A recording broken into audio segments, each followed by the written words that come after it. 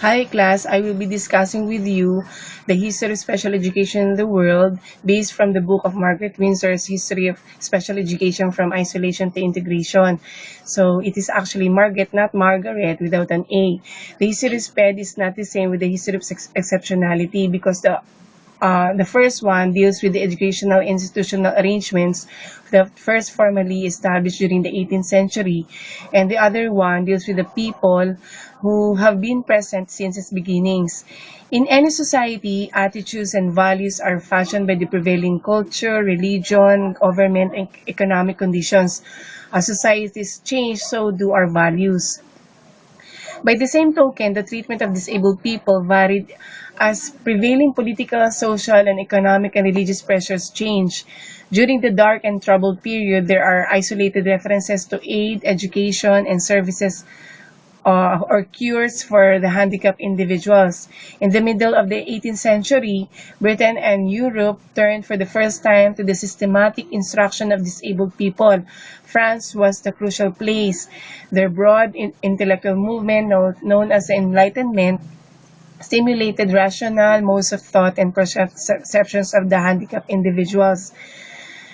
In the PDF files that I have uploaded in FB, the history of education of special education that Margaret Windsor done in her book, she stated four phases. The the first phase, PWDs were ignored by the society. She entitled it at Lessons of the Past, the Dark Past. So it's really dark because there's no provisions, and the monks and the physicians first initiated the study and education of sensory impaired, or the MR. So I would like to share with you about the popular Santa Claus. Santa Claus should be also recognized because you know what? He had contributions. He became the patron saint of the retarded and pawnbrokers because of his contribution. So we should remember Santa Claus. He's a monk actually. At that time, many believed that the preternatural dominion of the earth was exercised by old women and widows, and by any person who was unusual, different, deviant, or no doubt disabled.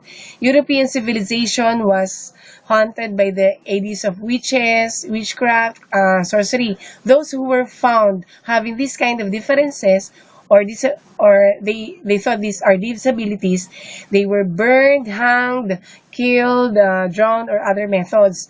So hundreds of thousands became victims. Witchcraft became the most capital crime for women, and 80% of these accused were women. So one example, I would like to quote from Margaret's book. On page 25, if you can get a copy of this book, it will be a big help for you.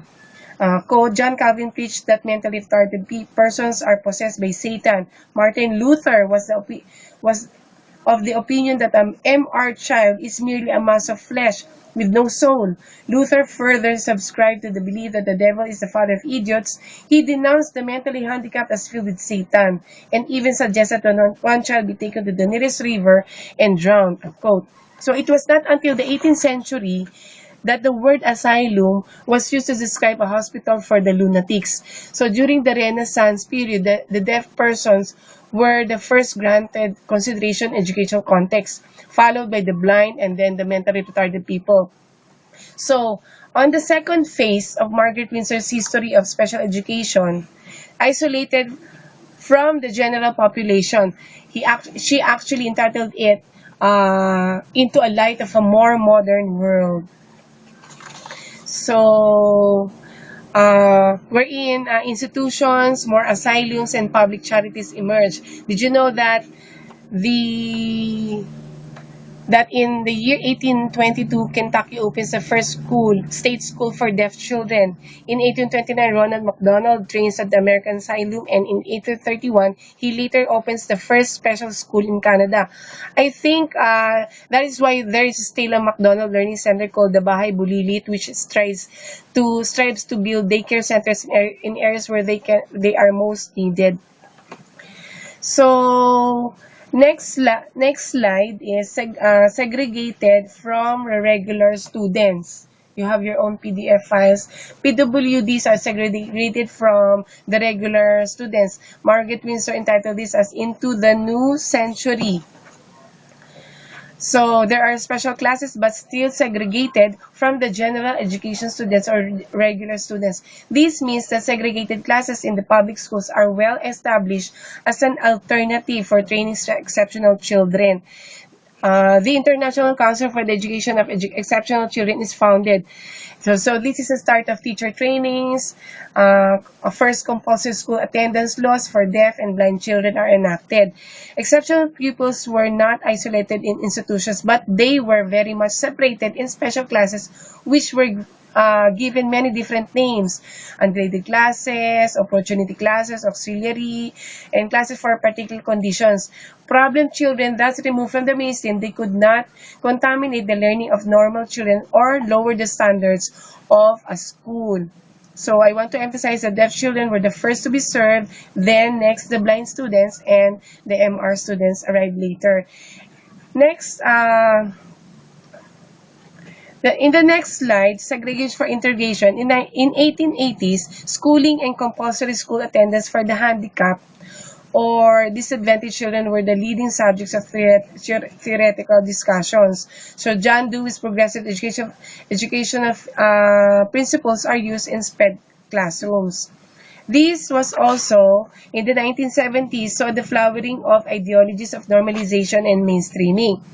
So the principle of normalization originated in Scandinavia, which advocates making available to the mentally retarded and other disabled persons the patterns and conditions of everyday life that are close as possible to those of the mainstream society. This was incorporated in into the Danish law in 1959. So normalization was extended to the school-age children that resulted in a parallel educational process known as mainstreaming. Underlying this movement is the belief that all children have individual differences but must be respected. This policy stops the special education of sorting exceptional children according to assigned labels. Instead, it offers a range of services to enable the tailoring of educational programs to meet individual needs. So normalization is abandoning special classes and replacing them with regular class programs supported by special education services. So, uh, I'm doing this as fast as I can. So, normalization uses mainstreaming policy. That's in you have your PDF files already, and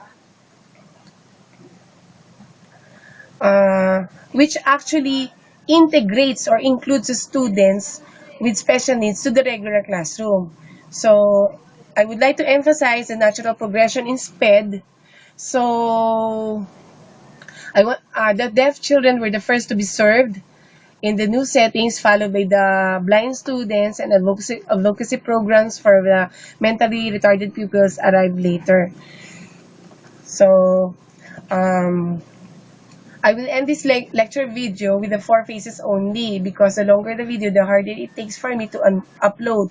As you go along with the reading on the succeeding slides of the history SPED, uh, you'll be able to see the significant figures and events. Thank you for watching.